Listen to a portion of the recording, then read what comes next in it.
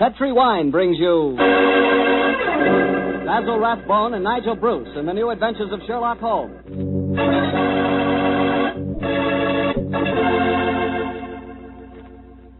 The Petri family, the family that took time to bring you good wine, invite you to listen to Dr. Watson tell us another exciting adventure he shared with his old friend, that master detective, Sherlock Holmes. And if you will, I hope you'll listen to me for a second, because I want to tell you about a wine that can make waiting for dinner a pleasure. The wine is Petri California Sherry. Any evening, well, let's say tomorrow evening, right before dinner, pour yourself a glass of Petri Sherry. Just look at it. It's clear as crystal and a wonderful deep amber color. One sure sign of a good sherry. And if you need further proof of just how good Petri Sherry really is, taste it. What wine? That Petri Sherry has a flavor that you know comes right from the heart of the grape. And if you like your sherry dry rather than sweet, you'll really like Petri Pale Dry Sherry. There's no doubt about it. Petri Sherry is one of the most delicious before-dinner wines in this swell country of ours. Oh, and say, when you serve Petri Sherry, serve it proudly, because those letters, P-E-T-R-I, on the bottle, spell the proudest name in the history of American wine.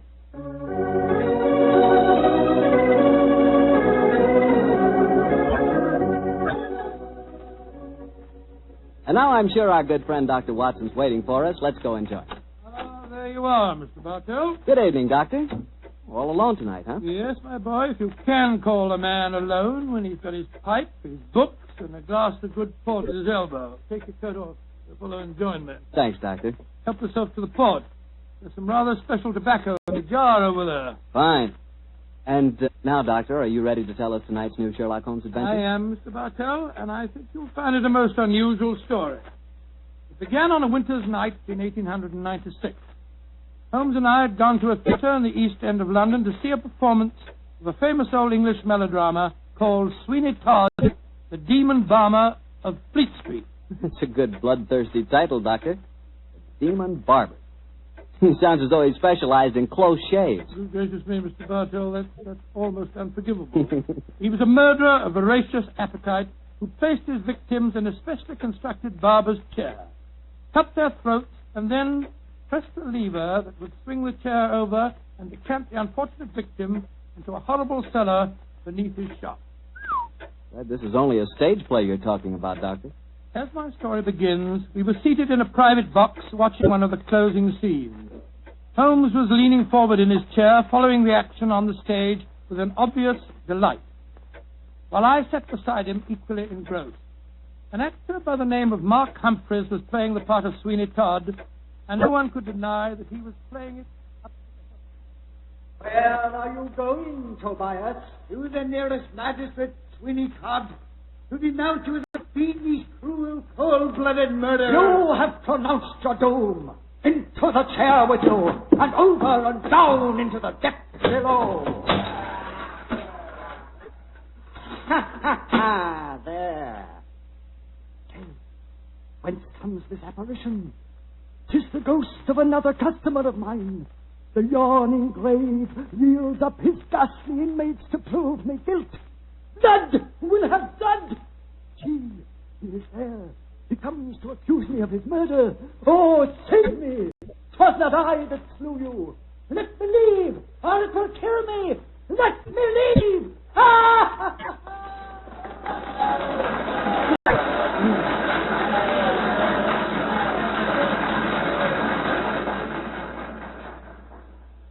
Oh, upon my soul, Holmes, that fellow Mark Humphreys is the most florid actor that I've ever seen on a stage. I find him enchanting, Watson. It seems to me he's really caught the flavor of this murderous monster piece.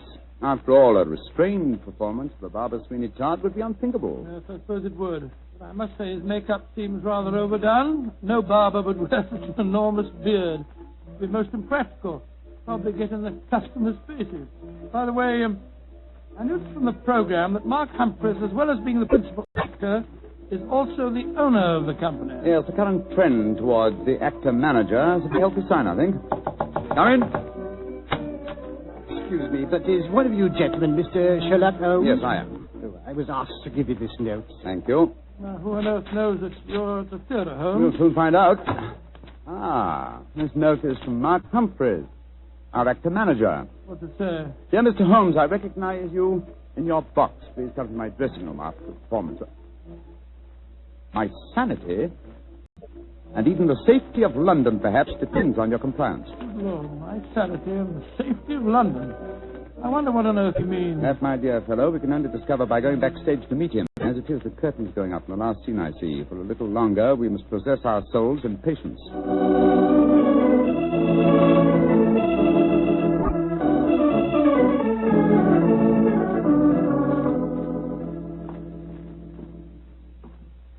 Mr. Sherlock Holmes? Yes, sir? Oh, my name is Lindsay. Derek Lindsay. I'm the business manager. Mr. Humphreys asked me to meet you at the stage door and take you to his dressing room. Thank you very much. This is my colleague, Dr. Watson. How do you do? Oh, how are you, Doctor? Will you follow me, please?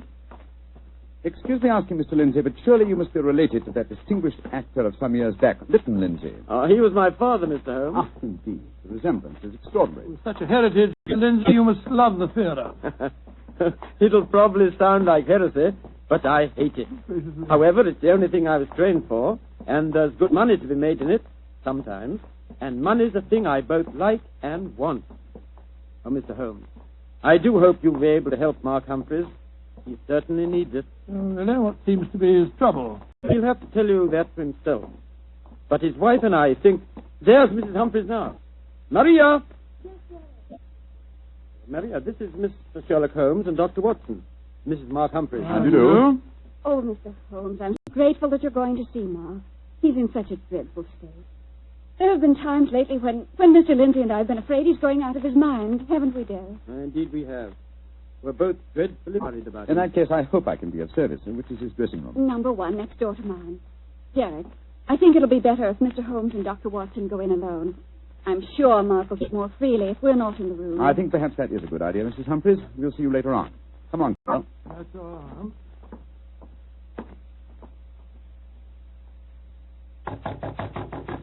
Come in, come in.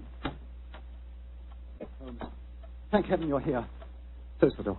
Mr. Humphreys, this is Dr. Watson. Watson, eh? Yes, I know of you, too. How do you do, sir? Sit down, won't you, gentlemen? You're wondering why I asked you to come back and see me, of course. Naturally, sir. Well, I won't beat about the bush and waste your time. I come straight to the point. I'm going mad. Oh, come. I know. It sounds come. fantastic, but it's true. I've often heard of actors beginning to live their parts off the stage. They play on it. Well, it's happening to me. I'm turning into another Sweeney Todd. The character I'm portraying on the Are stage. you suggesting, sir, that you're a potential murderer? Yes, I am. What reason do you have for holding that belief? Reason? Listen to this. 3 times in the past week, I've wakened in the morning to find my boots covered with mud and my razor stained with blood. Great God. You've had no recollection of any untoward events during the night? None. Have you ever been addicted to the unfortunate habit of sleepwalking, sir? Not to my knowledge, Doctor. And if I had been, surely my wife would have told me about Your it. wife? Where do you live, Mr. Humphreys? We have a flat here above the theater. Above the theater, eh? And Mr. Humphreys, you say that on 3 separate occasions on wakening in the morning, you have found a blood-stained razor and mud-covered boots. Can you show us this proof? No, I can't. I was always so frightened that my wife would see that I cleaned them before she had the opportunity of finding them. It is, sir. They would have been very valuable clues in a case like I this. couldn't risk my wife seeing evidence like that. Doctor, she'd know the truth. That at night times, while she's asleep, some devilish, unconscious urge has overcome me. An urge that causes me to prowl the streets of London. Razor in hand, looking for a victim. Mr. Holmes, you've got to help me. I'm certain that without doing it, I've been committing murder, and if you don't help me, I'll go on and on. Mr. Humphreys, please. I'll undertake the case. It's a very unique assignment. In effect, I'm being engaged by a possible murderer to prove him guilty.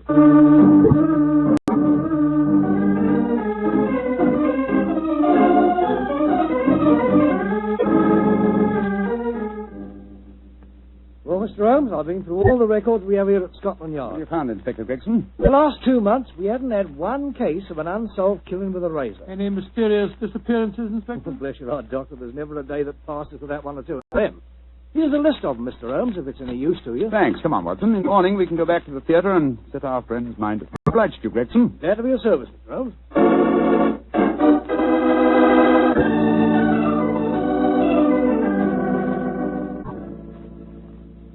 examined the homicide records at Scotland Yard after leaving you last night, Mr. Humphreys. There have been no unsolved razor murders in London during the past fortnight. And therefore I think you may rest easy on that score, sir. But it proves nothing. Remember that in the play, Sweeney Todd's victims are never found either. Yes, thanks to his singularly horrible ingenuity in disposing of them. But this is real life, Mr. Humphreys. Then how do you account for the bloodied razors and the muddied boots? Well, now, are you sure that they aren't just in your imagination, sir? You admit that your wife's never seen them? The whole thing could be, or shall we say, an overdose of Sweeney Todd? Well, I admit that I'm suffering from a surfeit of that. And why not drop the play from your repertoire? Our manager, Derek Lindsay, won't let me. He's our best moneymaker. He's always got a keen eye to business. Mr. Holmes, I can see that you still don't believe my story. So I've saved some evidence for you, evidence that I found this morning. Look at these. Now what do you say? You still think it's my imagination? Cutter, blood-stained razor, and boots covered with mud. Splendid. At last, some real clues to work on. How can you be so calm, Holmes? It happened again last night. Do you realize that I'm a murderer? I'm a menace to society? For heaven's sake, lock me up before I do some more damage. No, sir. Don't get so excited. Mr. Humphreys, I should like to take these objects back to Baker Street where I can perform some chemical tests. You have no objections, I hope? Objections? Good heavens, no. Excellent. You've told no one of this fresh discovery of yours. No one. Not even Derek Lindsay. Derek Lindsay, that's your manager, isn't it? Yes. The best friend I ever had. Except for his father before him. It was Derek who helped me back on my feet 2 years ago, when I put on that disastrous production of Macbeth. And where I'd be today if it went for him. You lost a great deal of money on that production, sir. Nearly every penny I had. Indeed. By the way, where is your wife, Mr. Humphreys? She's in her dressing room next door. We have a matinee today, you know. I'd like a word with her. Watson, old chap, wait here for me, will you? I won't be a moment. Right, you are, Holmes.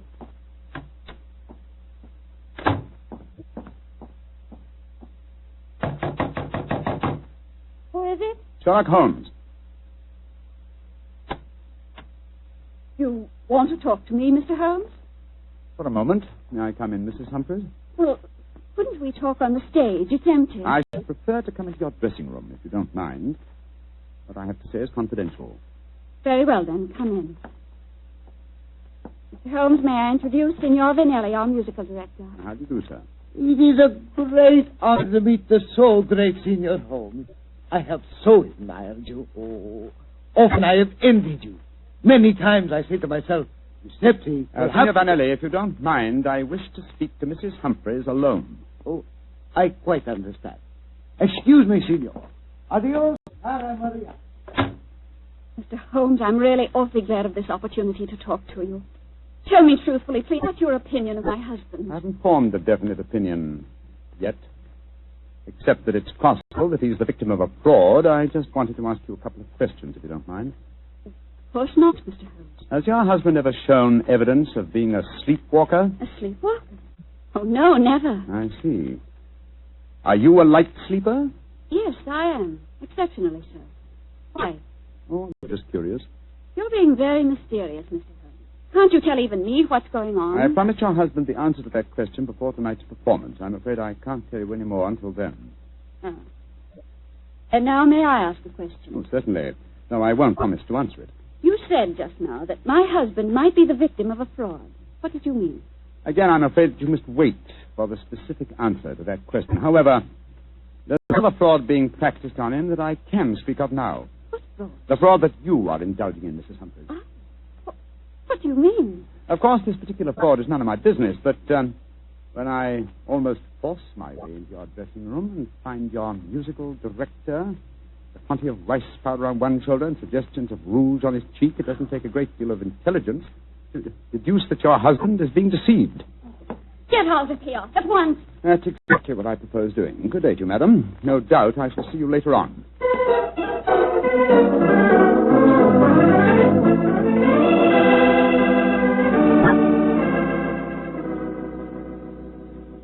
Well, Holmes, what does the microscope tell you about the mud on the boots and the blood stains on the razor? On a blank on the mud, old chap. It's an extremely common type that is found in most parts of London. And the blood? I'm examining that now. This is as strange a case as ever I remember, Holmes. Here you are trying to prove a man innocent when he insists that he's guilty. By George, Watson. Here's the answer. What? This blood is definitely not human blood. It's probably canine. Now, a Sweeney Todd madness would hardly drive its victim to kill dogs. Therefore, it's obvious that Mark Humphreys is the victim of a devilish plot. And he's not a murderer. No, come on, old fellow. Let's go to the theater at once and give him the good news.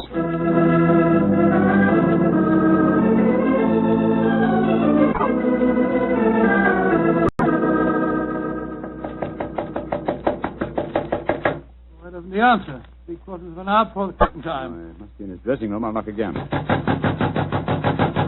Ah, come on, Watson. Let's go in. Holmes, look. Look, he's slumped over his dressing table. I hope we're not too late. Here, give me a hand with him. We are too late. His throat's been cut. Poor devil. I promised him a solution to his troubles before the night was over. Little did I think that the solution would be death.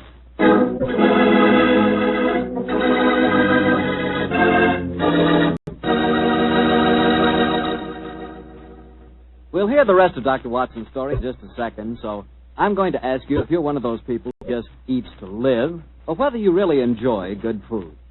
If you love good eating, you've just got to know about Petri wine.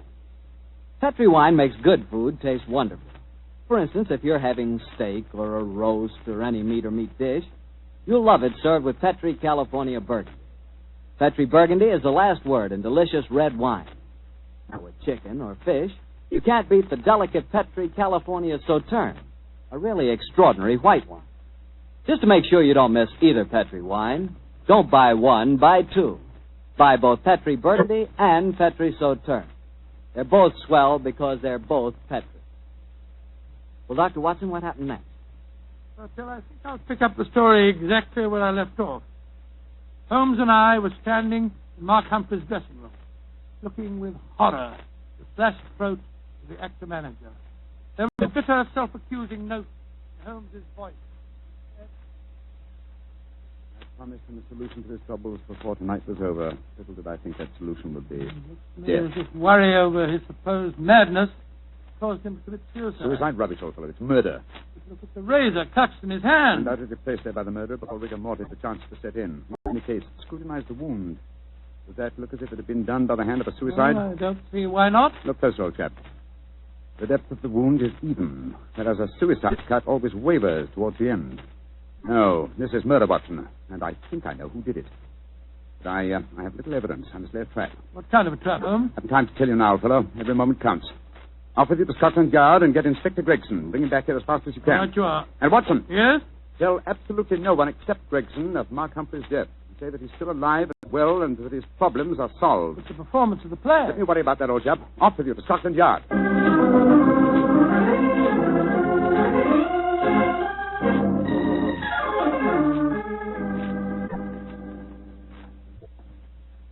I'm sorry it took so long to find me, Dr. Watson. I was out on another case. No, that's all right, Inspector.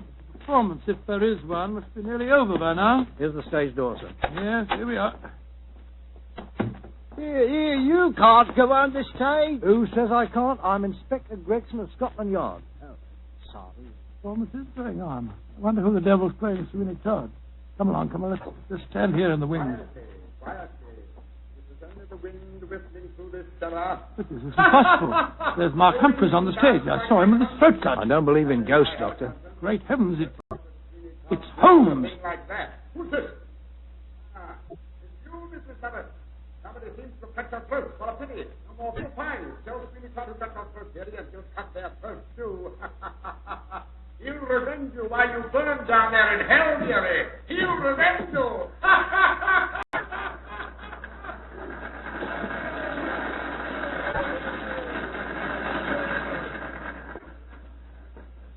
Here he comes now, Gregson. Amazing disguise. I'd never have recognized him. You're both here. Holmes, and what are you up to? Surely that's apparent. I disguised myself as the dead man, hoping to force the murderer's hand. You're running a terrible risk, Mr. Holmes. Out of my profession, Gregson. Here comes Signor Vanelli, the musical director. My dear fellow, I had to leave the orchestra pit to come and congratulate you. Never have you given a finer performance. Bravissimo, bravissimo. Thank you. But it is true. You hardly seem the same person. Your performance is incomparable. Keep it up, Mark. Keep it up. I think he spotted you, Holmes. Yes, sir. I didn't like his look as he said that. Well, whoever it is, we've got their hand soon. The curtain's going up in the last scene. Keep your eyes open and suspect everyone.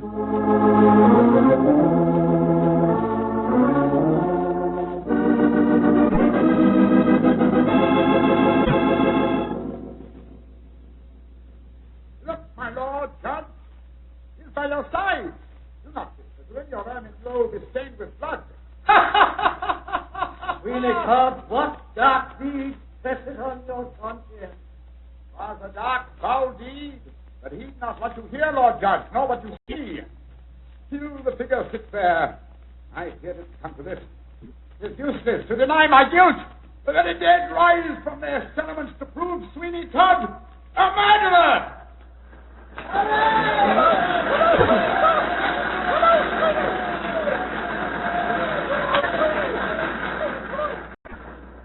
Oh, George, what an actor he'd have made, Doctor. Yes, what an actor he is, Gregson. I'll thank I know how he remembers the lines, though, even if he has seen them play half a dozen times. Here he comes now. Bravo, Holmes. You did splendidly. But it didn't work, Watson. It didn't work, confound it. Murderer still hasn't tipped his hand. Have I underestimated him? Looks as if you have, sir. And if you don't mind my saying so, I think you'd have been a lot wiser to let me handle the case as soon as you found his body, instead of going in for all this dressing up stuff. Oh, but of course. Now I see it. Only one person could have killed Mark Humphreys. Who, Holmes? Do as I say, and I'll show you. I'm going to Humphreys' dressing room now, alone. Give me a few moments' start, and then follow me. Out of sight, but within earshot. Dr. Watson, why does Mr. Holmes always have to be so blooming mysterious? Why can't he just say who the murderer is and take us to him? Well, I've been with Mr. Holmes on a great many cases, Gregson, and yet I can't answer that question. Come along. You've got a big enough start now. Let's follow him. I'm very fond of Mr. Holmes, you know, Doctor, and yet there are times when I get so angry with him. He shouldn't risk his life like that. You know Mr. Holmes. He'll never change. Well, if he don't, one of these days he's going to wake up and find himself dead. Shut the door. Someone inside with him. You devil, Humphreys! How many times do I have to kill you? Great Scott, it's Derek Lindsay, the business manager. Come along, Gregson. No, Lindsay! You succeeded in killing Humphreys, but you won't kill me. Grab his arm. Look out for that freezer. Here, you. Let go of me! No, you don't. Very neat, Gregson. Are you all right, Holmes? Perfectly, thanks, old chap, though I'm a little tired. Gregson, my dear fellow, will you take over from here? I think I've had enough melodrama for one day.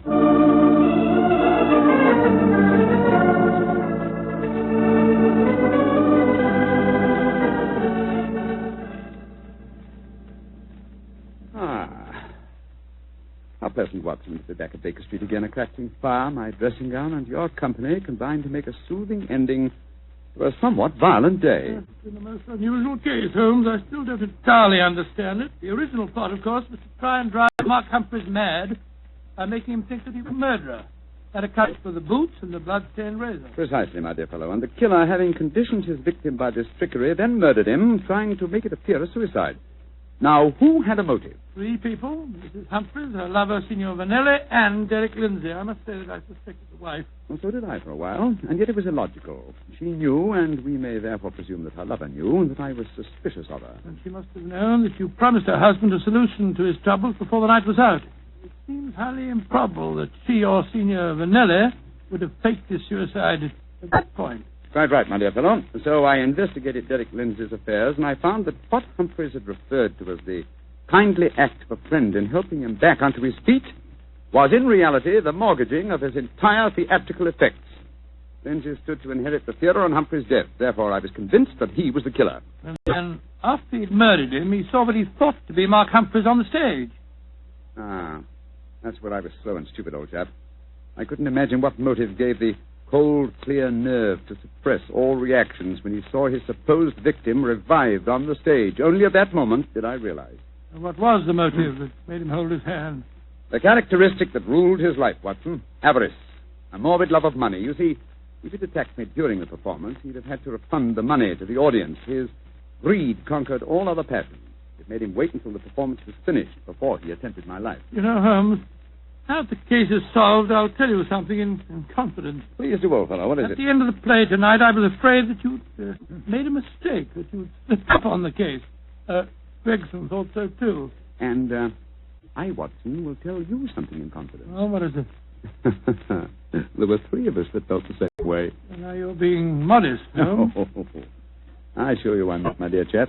In fact, in the future, if it should strike you that I'm, getting a little overconfident of my powers, or perhaps giving less pains to a case than it deserves, kindly whisper teeny in my ear, will you? I shall be infinitely obliged to you.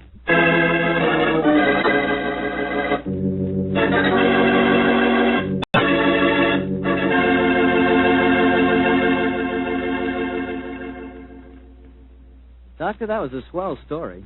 And a pretty narrow escape for Holmes. Yeah. He said he almost solved the case too late. Fortunately, it ended well. Mm-hmm. The thing that sticks in my mind is the fact that this was one of the very rare occasions when Holmes almost made a serious mistake. Well, we all make mistakes at times, don't we? Raquel, I said we all make mistakes at times. I suppose so. You mean to stand there and tell me that you never make a mistake? Well, not when it comes to choosing a wine, I don't, because I always choose Petri. Raquel, you trap me again. Could be. But honestly, Doctor, when you choose a Petri wine, you know it's a good wine. Because good wine is the only kind of wine the Petri family makes. And it's easy to understand why when you realize that ever since they started the Petri business back in the 1800s, the Petri family has handed on down from father to son, the highly developed fine art of winemaking. Yes, the Petri family's been making wine for generations. That's why, no matter what type of wine you prefer, on any occasion, you can't go wrong with a Petri wine because Petri took time to bring you good wine. Well, Dr. Watson, do you care to give us a clue about next week's Sherlock Holmes Well, adventure? let me see. Next week, Mr. Bartell, next week now. Yes, I'm going to tell you a colorful story that took place in the Parisian circus in 1890. It concerns a very exalted personage, a lady bareback rider, and a strange death that struck without warning. Oh, boy, I can't miss that one, Doctor. Good. Well, now, before you go, I want to say something to all our friends. I want you just to think for a minute. Think of how terrible it is to see helpless little children stricken by infantile paralysis. And then realize that infantile paralysis can be beaten. It can be beaten in very many cases. And your money, your dimes, can do it. Join the March of Dimes. Send your dimes to your local March of Dimes headquarters. Let's help little children walk. Let's help them live.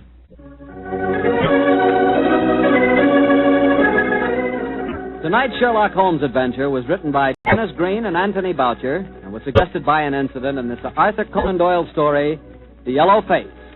Music is by Dean Fossler. Mr. Rathbone appears through the courtesy of Metro-Goldwyn-Mayer and Mr. Bruce through the courtesy of Universal Pictures, where they are now starring in the Sherlock Holmes series.